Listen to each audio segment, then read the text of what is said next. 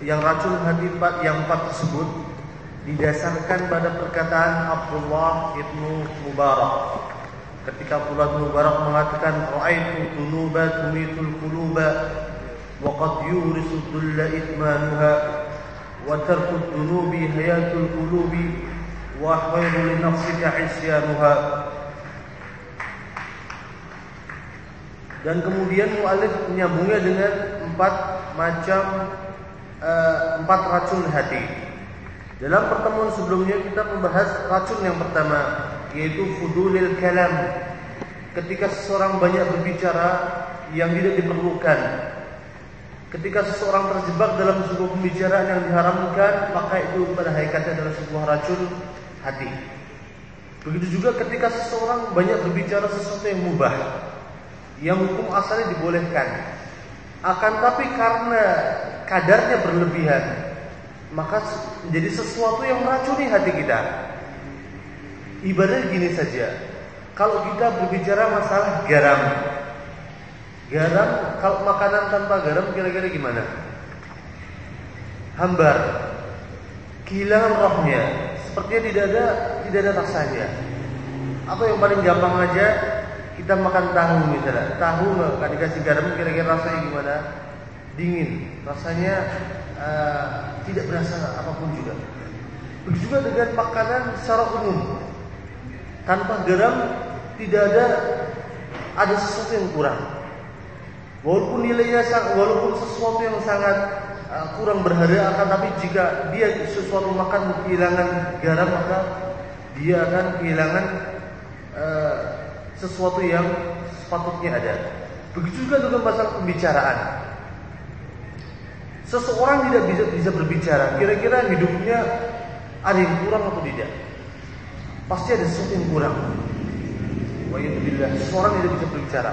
Tapi ketika seseorang berbicara melampaui batas, baik melampaui batas keilmuannya, dalam arti seseorang berbicara bukan pada daerahnya misalnya, atau seseorang berbicara pada daerahnya akan tetapi secara melebihi batas yang diminta atau melebihi batas yang kemudian diperbolehkan, maka di sini sesuatu yang jadi tidak terpuji. Begitu juga kalau kita kembali ke masalah makanan. Kalau makanan yang sebelumnya tanpa garam, dia akan kehilangan cita rasanya. Begitu juga ketika makanan kelebihan garam, apa yang terjadi? Jadi sesuatu yang tidak pas bagi sebuah makanan tersebut. Begitu dengan seseorang, ketika seseorang kelebihan berbicara, apapun yang ada dalam diri kita, jika sifatnya berlebihan, maka yang terjadi adalah sebuah keburukan bagi diri kita. Kemarin kita telah membahas fudulil kalam, racun yang pertama, kebanyakan berbicara. Kemudian racun yang kedua yang disebutkan oleh muallif hafizahullah taala Syekh Dr. Ahmad Farid adalah fudulin nazar. Kebanyakan memandang, kebanyakan melihat, terutama memandang sesuatu yang Allah haramkan, memandang sesuatu yang Allah Subhanahu wa taala haramkan. Dalam kesempatan hari ini insyaallah kita hanya akan membahas mengenai fudulin nazar, racun hati yang kedua.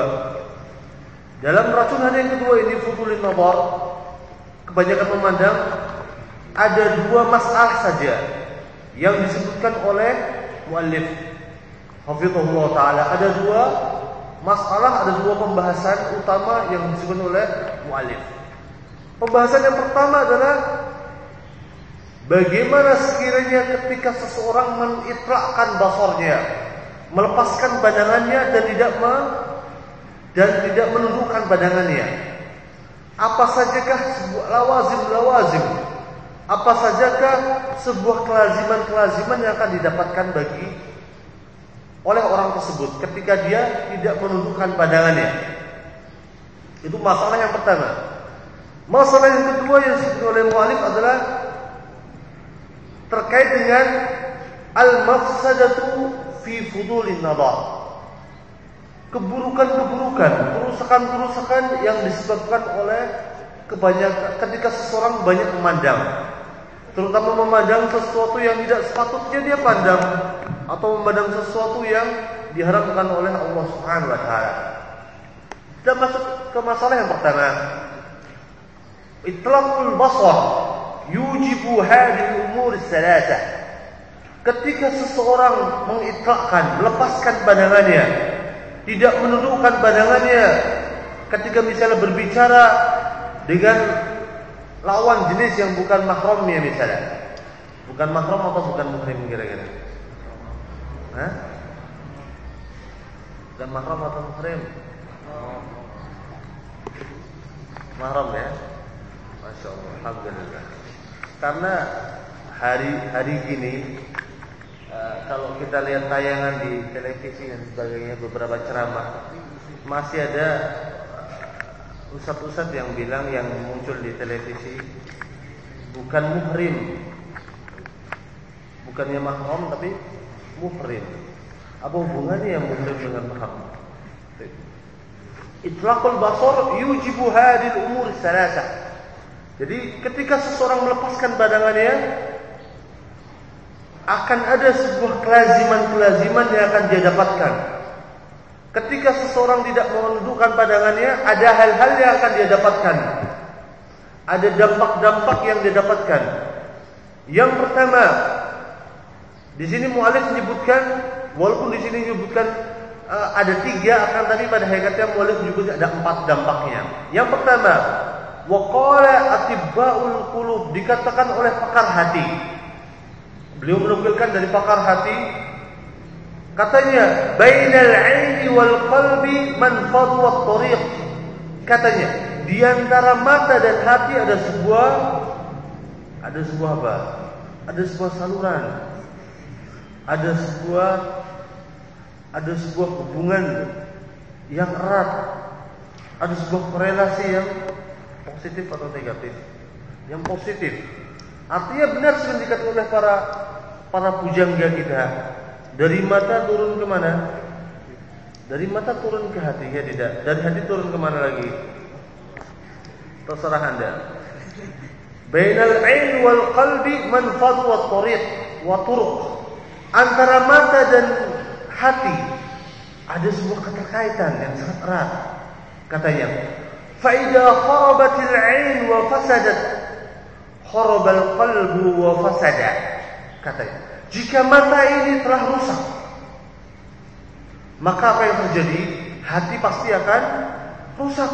Artinya ketika kita tidak bisa menjaga mata kita, maka jangan pernah berharap hati kita menjadi sehat. Jika kita menginginkan hati yang lurus, hati yang bersih, hati yang suci, maka jagalah mata kita. Itu kuncinya. Jagalah mata kita, karena antara mata dan hati memiliki sebuah keterkaitan yang sangat erat. Barang siapa yang ingin hatinya bersih, maka jagalah matanya, jagalah pandangannya. Katanya, wasara kal mazbalah. Jika seseorang tidak bisa menjaga matanya, maka dibaratkan hatinya akan jadi mazbalah, tempat sampah. Semua hal dipandangnya, semua hal dilihatnya. Tidak peduli apakah itu diharamkan oleh Allah atau tidak, dia pandang semuanya. Maka apa yang terjadi? Hatinya akan jadi mazbalah, di tempat sampah. Allati hiya mahalun najasat. Tempat sampah itu tempatnya apa kira-kira? Tempatnya ya sesuatu yang najis. Mahalun najasat wal qadurat, dan tempatnya sesuatu yang menjijikkan. Wal awsah, dan tempatnya sesuatu yang kotor-kotor. Kalau kita membiarkan mata kita, tidak mengekang mata kita, maka jangan heran jika hati kita menjadi bagian tempat sampah. Ada kotorannya, ada najisnya, ada sesuatu yang menjijikkan. Fala yasluh li suqni ma'rifatillahi mahabbatih. Dan ketika hati kita telah kotor, karena gara-gara mata kita yang tidak bisa kita kendalikan tadi, maka hati kita tadi yang telah kotor tidak patut, tidak pantas untuk ditempati di dalamnya kecintaan pada Allah Subhanahu wa taala. Dan tidak patut untuk ditempati dengan perasaan inabah, perasaan kembali pada Allah Subhanahu wa taala, dan perasaan surur bi qurbi, perasaan senang ketika dekat pada Allah Subhanahu wa taala. Karena hati kita tidak akan pernah terkumpul di dalamnya kemaksiatan dan ketaatan. Artinya hati kita berbolak-balik. Ketika hati kita dipenuhi dengan kemaksiatan, maka sangat susah bagi hati kita untuk menerima sebuah ketaatan. Begitu juga ketika hati kita dipenuhi dengan ketaatan, maka akan susah juga hati kita untuk diisi dengan sebuah kemaksiatan. Jadi tidak akan pernah bertemu antara kemaksiatan dan ketaatan dalam hati kita. Jadi barang siapa yang menginginkan husnul khatimah, semoga Allah Subhanahu wa taala memberikan pada kita akhir kehidupan yang baik, sebuah husnul khatimah.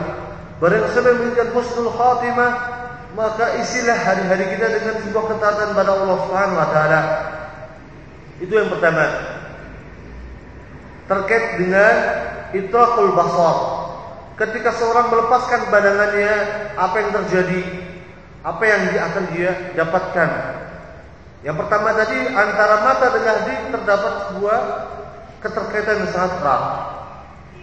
Yang kedua, lawazim yang kedua, kelaziman yang kedua, wa itlaqul basar maksiyatun lillahi azza wa jalla. Ketika seseorang melepaskan pandangannya, tidak menahan pandangannya, maka itu adalah sebuah kemaksiatan pada Allah Subhanahu wa taala. Jangan pernah kita menganggap kemaksiatan adalah area kerja dari tangan kita saja.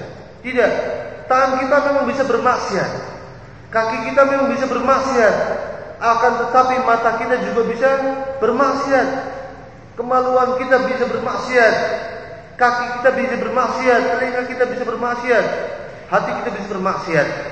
Dan ketika seseorang melepaskan pandangannya, tidak menahannya, itu adalah sebuah kemaksiatan. Berdasarkan firman Allah Subhanahu wa taala, "Kullil mu'minina yaghuddu min absarihim."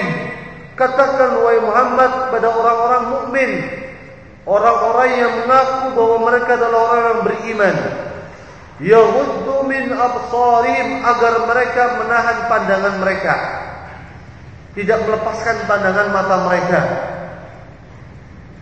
Wa yahfadhu furujahum, dan agar mereka memelihara kemaluan mereka, menjaga kemaluan mereka. Kenapa disambungkan antara menjaga mata dengan menjaga kemaluan? Karena dikatakan oleh para ulama, barang siapa yang bisa menjaga matanya, pada hakikatnya dia telah menjaga kemaluannya. Ya tidak. Bisa tidak, mungkin tidak ada seseorang berzina dengan orang lain, wa'iyadzubillah. Semoga Allah menjauhkan kita dari perbuatan tersebut. Ada seseorang berzina dengan lawan jenisnya. Ada tidak yang tidak diawali dengan mata? Tidak. Semuanya pasti diawali dengan mata. Diawali dengan memandang, lalu dia diikuti dengan sebuah ketertarikan, lalu diikuti dengan sebuah pembicaraan, lalu diikuti dengan sebuah perbuatan berdua-duaan, berkhulwat, lalu terjadilah apa yang terjadi. Jadi barang siapa yang bisa menjaga matanya, pada hakikatnya dia bisa menjaga kemaluannya. Oleh sebab itu Allah Subhanahu wa taala berfirman, wala taqrabuz zina innahu kana fahishatan wa sa'at masira. Janganlah kalian mendekati perbuatan zina. Artinya apa? Kita bukan saja dilarang untuk berzina, akan tapi kita dilarang untuk mendekati perbuatan zina. Termasuk dari perbuatan zina, perbuatan mendekati pada zina adalah ketika seseorang melepaskan pandangannya, tidak mendudukkan pandangannya terhadap apa-apa yang telah diharamkan oleh Allah Subhanahu wa taala. Kullil mu'minina, katakan wahai Muhammad pada orang-orang mukmin, orang-orang yang mengaku telah beriman, yaghuddu min absarihim, agar mereka menundukkan pandangan mereka, wa yahfadhu furujahum, dan menjaga kemaluan mereka. Ada sebuah keterkaitan antara mata dengan kemaluan. Bukan saja mata dengan hati, akan tapi ada keterkaitan yang sangat erat antara mata dengan kemaluan. Dzalika azka lahum. Dan hal tersebut ketika seseorang bisa menjaga pandangannya, azka lahum, hal tersebut lebih suci bagi mereka.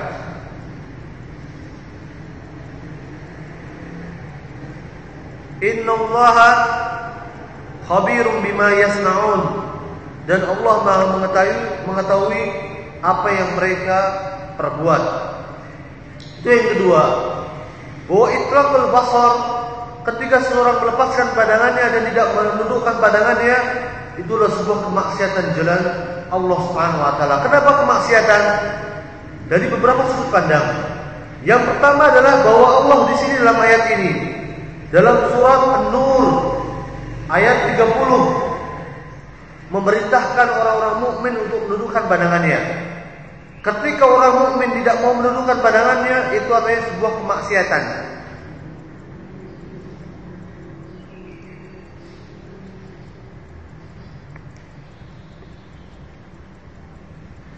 Yang kedua, kenapa dikatakan di sini bahwa ketika seseorang melepaskan pandangannya adalah sebuah kemaksiatan? Karena sesungguhnya dia dari sudut pandang yang kedua, bahwa ketika seseorang melepaskan penglihatannya atau pandangannya, pada hakikatnya dia telah membuka pintu-pintu kemaksiatan. Dan ketika seorang membuka pintu kemaksiatan, itu adalah sebuah perbuatan maksiat. Itu yang kedua. Kemudian yang ketiga, sebuah lawazim, sebuah kelaziman yang ketiga. Ketika seseorang melepaskan pandangannya, katanya, wa itlaqul basar kadzalik. Begitu juga ketika seseorang melepaskan pandangannya, yulbisul qalba dhulmah. Ketika seseorang melepaskan pandangannya, tidak menundukkan pandangannya, pada hakikatnya orang tersebut telah mengenakan, telah menyematkan di dalam hatinya sebuah dhulmah, sebuah kegelapan. Sebuah kegelapan. Karena maksiat adalah sebuah kegelapan. Dan barang siapa yang bermaksiat, maka dia telah mendatangkan kegelapan bagi hatinya. Kemudian di sini mu'alim menyebutkan firman Allah Subhanahu wa taala dalam surat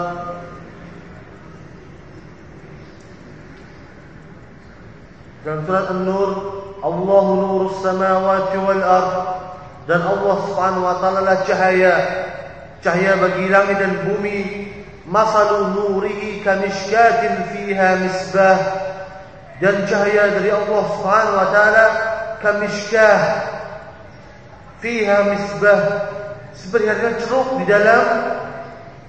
yang di dalamnya terdapat sebuah pelita cahaya. Jadi Allah Subhanahu wa taala, ilmu Allah Subhanahu wa taala cahaya, dan ilmu Allah Subhanahu wa taala tidak akan pernah diberikan pada orang-orang yang bermaksiat pada Allah Subhanahu wa taala.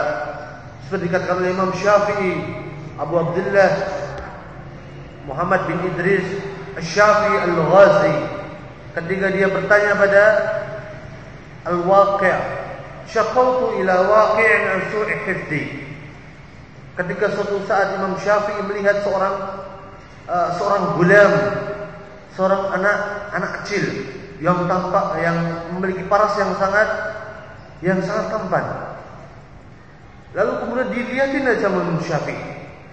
Lalu setelah kejadian tersebut, Imam Syafi'i merasakan ada penurunan yang sangat drastis dalam hafalannya. Imam Syafi'i terkadang memiliki hafalan yang sangat kuat. Tapi sejak kejadian tersebut, Imam Syafi'i merasakan adanya sebuah penurunan hafalannya. Hafalannya menjadi sangat lemah. Lalu dia mengadu pada Imam Waqi', mengatakan, dan kemudian Imam Syafi'i membuat sebuah bait syair yang menceritakan bagaimana kisah dia ketika bertanya pada Imam Waqi'. Ketika dia mengatakan, syaqawtu ila waqi'in an su'i hifdhi. Saya berkeluh kesah.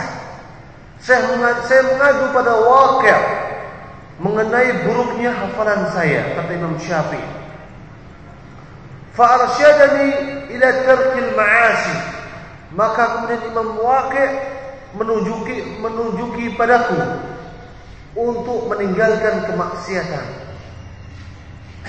Fa inna ilma Allahi nurun. Dan sesungguhnya pada hakikatnya ilmu Allah adalah cahaya. Ilmu syariat ini adalah cahaya. Wa nurullah la yu'ta lil 'asi. Dan cahaya dari Allah Subhanahu wa taala tidak akan pernah diberikan pada orang-orang yang bermaksiat.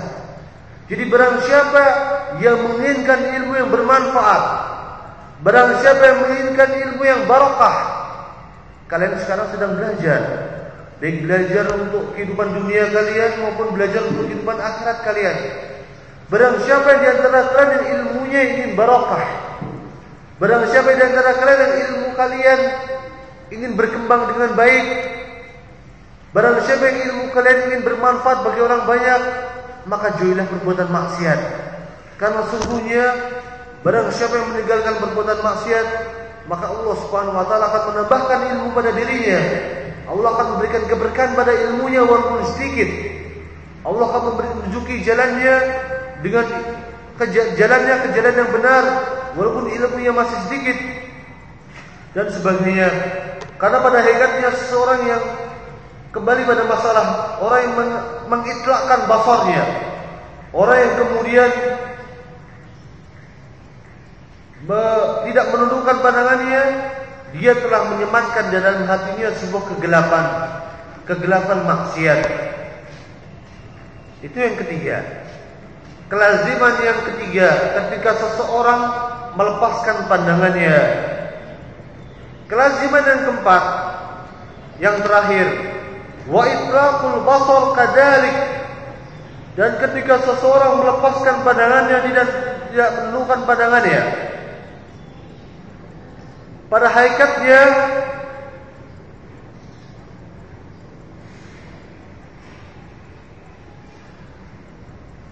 yu'mal qalba an tamyizi bainal haqqi wal batil. Ketika seseorang tidak melepaskan pandangannya, pada hakikatnya orang tersebut telah membutakan hatinya, menjadikan hatinya menjadi buta, sehingga hatinya tidak bisa membedakan antara yang hak, antara yang benar dengan yang salah, antara yang sunnah dengan yang bid'ah. Wa ghadduhu lillahi azza wa jal yurisuhu firasatun sadiqatun yumayyizu biha. Katanya, kata muallif sini, wa ghadduhu lillah. Dan ketika seseorang menundukkan pandangannya karena Allah Subhanahu wa taala, yurisu firasatun sadiqatun yumayyizu biha, akan mendatangkan pada seseorang hamba sebuah firasat yang benar bagi seorang manusia. Terkadang Allah Subhanahu wa taala memberikan sebuah nikmat pada kita, sebuah firasat, sebuah kemampuan untuk bisa membedakan antara yang benar dan yang salah dengan sebuah firasat. Atau kita bisa terjauh dari sebuah malabahaya dengan sebuah firasat. Bagaimana kita mendapatkan firasat yang benar? Yaitu dengan menjauhi perbuatan maksiat, dengan menundukkan pandangan kita. Oleh sebab itu dikatakan oleh seorang yang saleh, man amara zahirahu bittiba'i sunnah. Barang siapa yang kemudian mengisi zahirnya, mengisi amal perbuatannya bittiba'i sunnah, dengan mengikuti sunnah Rasulnya sallallahu alaihi wasallam, wa batinuhu bidawami muraqabah, dan dia mengisi batinnya, mengisi hatinya dengan muraqabatullah, dengan ihsan, dengan menjauhi perbuatan maksiat walaupun dia sedang dalam keadaan sendirian. Wa ghadda basarahu 'anil maharim, dan dia kemudian menundukkan pandangannya dari hal-hal yang diharamkan oleh Allah Subhanahu wa taala. wa kaffa nafsahu 'anil syubhat, dan dia menjaga dirinya dari harta-harta yang syubhat, yang tidak jelas asal muasalnya. Waqtada bil halal, dan dia mencukupkan untuk memakan dari makanan-makanan yang halal saja. Apa balasan dari Allah? Lam yukhti' lahu firasah. Maka Allah Subhanahu wa taala tidak akan pernah memberikan firasat yang salah pada dirinya. Artinya ketika dia merasa memiliki sebuah firasat, itulah firasat yang benar yang Allah ilhamkan pada dirinya. Dan itulah 4 hal yang terkait dengan lawazim atau kelaziman bagi seseorang ketika dia ketika dia melepaskan pandangannya. Dan yang masalah yang terakhir, masalah yang kedua adalah terkait dengan 3 hal. 3 hal yang merupakan bagian dari al-mafsadah. Mafsadah fi fudulin nadar. Kerusakan-kerusakan, keburukan-keburukan ketika seseorang melepaskan pandangannya. Keburukan-keburukan yang akan didapatkan oleh seseorang ketika orang tersebut kelebihan dalam memandang, sampai memandang sesuatu yang tidak sepatutnya dia pandang.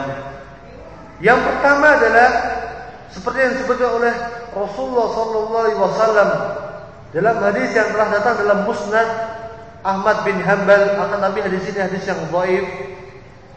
Ma maknahu, yang maknanya adalah sebagai berikut: wan nadratu sahmun masmumun min siham iblis. Dan pandangan seseorang adalah sahmun masmum, adalah panah beracun yang dilepaskan oleh iblis laknatullah alaihi.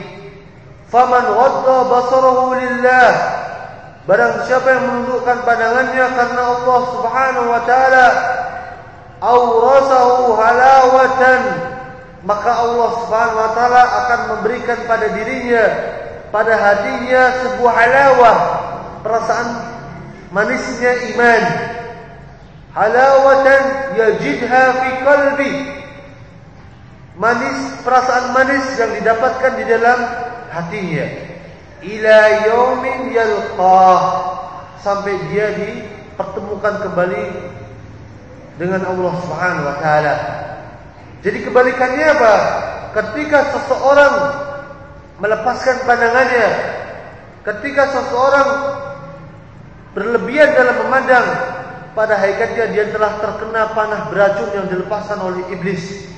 Dia telah terkena jebakan yang dipasang oleh iblis, yang dengannya ketika seorang telah terjebak dengan jebakan tersebut, seorang tersebut tidak akan pernah mendapatkan manisnya iman di dalam hatinya. Itu adalah kerusakan pertama yang didapatkan oleh seseorang ketika orang tersebut kelebihan dalam memandang. Dan telah datang hadis yang terkait dengan hadis ini, hadis Abu Umamah. Kalian bisa lihat di ta'liqat, di hawashi, di footnote. Hadis Abu Umamah, kata Rasulullah sallallahu alaihi wasallam, ma min muslim, tidaklah seorang muslim yang dulu ila mahasin imratin, tidaklah seorang muslim yang melihat kepada kecantikan seorang wanita. Jadi bagi lelaki melihat kecantikan wanita, dan bagi wanita melihat ketampanan seorang pria. Apa yang akan terjadi? Summa yaghuddu basarahu, kemudian dia menundukkan pandangannya. Ada seorang mahasiswa melihat mahasiswi. Kemudian dia ketika melihat takjub seperti itu. Kemudian dia sadar, langsung menundukkan pandangannya. Begitu juga seorang mahasiswi melihat mahasiswa, takjub, masya Allah, gitu. Lalu dia menundukkan pandangannya. Tsumma yaghuddu basarahu, illa haddatsallahu lahu ibadatan, kecuali bahwa Allah Subhanahu wa taala akan menuliskan bagi dirinya ketika dia menundukkan pandangannya, itu sudah sebagai sebuah ibadah. Sebagai sebuah ibadah di jalan Allah Subhanahu wa taala. Yajid halawatuha, yang dengannya dia akan mendapatkan manisnya keimanan tersebut. Jadi barang siapa yang ingin mendapatkan manisnya keimanan, maka jagalah pandangan kita. Lalu bagaimana jika nggak sengaja lihatnya? Kalau lihat nggak sengaja gimana? Kalau dia nggak sengaja, seperti wasiatnya Rasulullah SAW pada Ali bin Abi Thalib.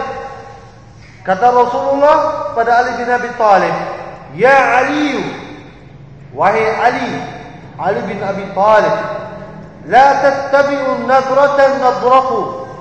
Janganlah engkau mengikuti sebuah pandangan dengan pandangan berikutnya. Jadi kalau misalnya ada seorang melihat seorang yang sangat cantik misalnya, dilihat, masya Allah, kemudian dilihatin terus, itu yang dimaksud dari sini. Atau dilihat kemudian ditundukkan pandangannya, lalu dia penasaran, kira-kira tadi dia rambutnya seberapa ya? Masih penasaran. Atau kira-kira hidungnya semancung apa pada dia? Kemudian dilihat lagi. Ini yang tidak bolehkan. Katanya, la tattabi'u nadratan nadratu. Janganlah kalian mengikuti sebuah pandangan dengan pandangan berikutnya. Fa inna lakal ula. Sungguhnya bagi engkau adalah yang pertama. Jadi rezekimu adalah yang pertama tadi. Walaysat lakal akhirah, dan pandangan berikutnya adalah bukan bagimu. Jadi bagaimana jika ada seseorang yang kemudian melihat seorang yang masya Allah sangat memiliki paras yang sangat anggun, kemudian dia lihat dalam pandangan pertama, lalu kemudian memang pandangan pertama, lalu dia lihatin terus di sebuah kelas misalnya, kemudian dia duduk di belakangnya, dia lihatin terus dari awal pelajaran sampai akhir pelajaran, dengan berdalil bahwa ini adalah pandangan pertama dan itu bukan pandangan yang kedua. Itu sudah masuk pandangan kedua. Anda tidak membiarkan dirinya terjebak dalam pandangan yang kedua. Sedangkan dalam hadis yang lain, dalam hadis Jarir bin Abdullah, Jarir bin Abdullah mengatakan, "Sa'altu Rasulullah sallallahu alaihi wasallam an nadharil faj'ah." Jarir bin Abdullah bertanya pada Rasulullah mengenai pandangan mata yang sifatnya faj'ah, tiba-tiba. Misalnya ada orang naik motor, kemudian naik motor kan nggak mungkin kan? Dia mesti harus lihat ke depan, ya nggak? Atau orang nyetir mobil di sebelah, nggak mungkin nyetir motor, nyetir mobil menundukkan pandangannya. Dia pas lihat ke depan, tiba-tiba melihat pemandangan yang masya Allah, nggak sengaja. Apa yang harus dilakukan? Itu yang ditanya oleh Jarir bin Abdullah. Sa'altu Rasulullah an nadharil faj'ah, mengenai pandangan yang sifatnya tiba-tiba.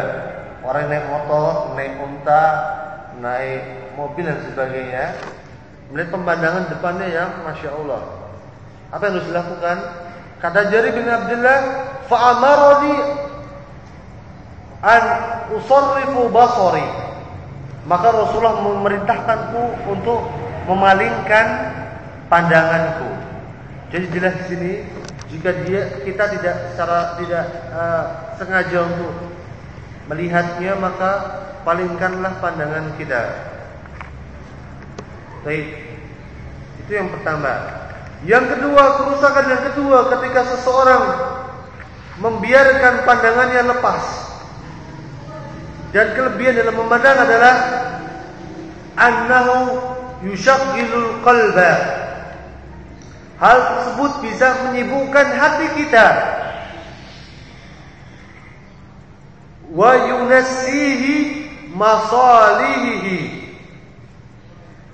Dan akan membuatnya lupa, akan membuat hati kita menjadi lupa mengenai apa-apa saja yang memberikan sebuah manfaat bagi hati kita. Jadi barang siapa yang diantara kita yang tidak menundukkan pandangannya, pada hakikatnya hal tersebut bisa menyibukkan hati kita. Harusnya hati kita disibukkan dengan zikir pada Allah, dengan memikirkan kebesaran Allah Subhanahu wa taala, dengan memikirkan kebaikan-kebaikan yang harus kita perbuat bagi orang lain. Ketika kita tidak bisa menundukkan pandangan kita, maka hal tersebut semakin menambah berat kerja dari hati kita, semakin menambah pekerjaan bagi hati kita. Hati kita menjadi disibukkan dengan memikirkan apa yang telah kita pandang, apa yang telah kita lihat. Wa yahulu bainahu bainaha, dan pandangan tersebut bisa menjadi pemisah antara hati kita dengan kebaikan-kebaikan. Wa yaqa'u fi ittiba'il hawa wal ghaflah, dan hal tersebut bisa menyeret kita untuk kemudian mengikuti hawa nafsu kita dan membuat hati kita menjadi lalai. Itu adalah mafsadah atau keburukan yang kedua yang disebabkan ketika seseorang melepaskan pandangannya begitu saja dan tidak itu adalah kerusakan yang kedua. Ahsan. Dan anak kira hanya ada dua saja. Afan, itu yang ketiga tadi. Yang kedua adalah ketika kerusakan yang kedua yang tadi Anda sebutkan adalah yang syaghilul qalb, menyibukkan hati dulu, adalah kerusakan yang ketiga. Kerusakan yang kedua adalah dukhul syaitan ma'an nadrah.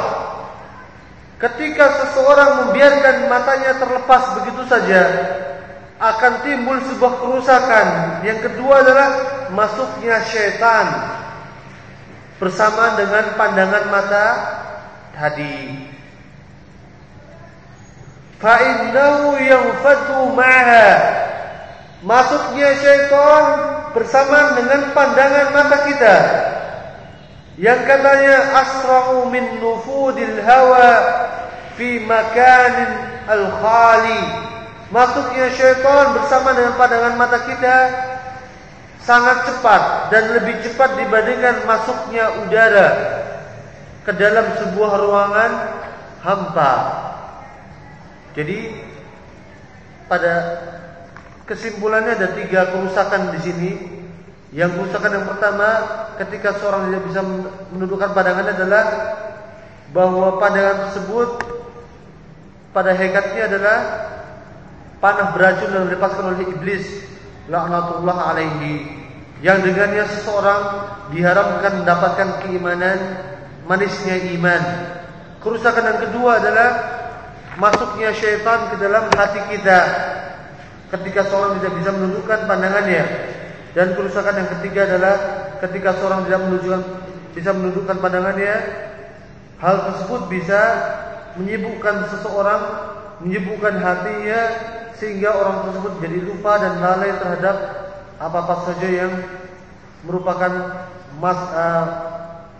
masalah bagi dirinya, kebaikan bagi dirinya. Mungkin itu saja yang bisa saya sampaikan. Wassalamualaikum warahmatullahi wabarakatuh wa ala alihi wa man tabi'a ihsan ila yaumil din.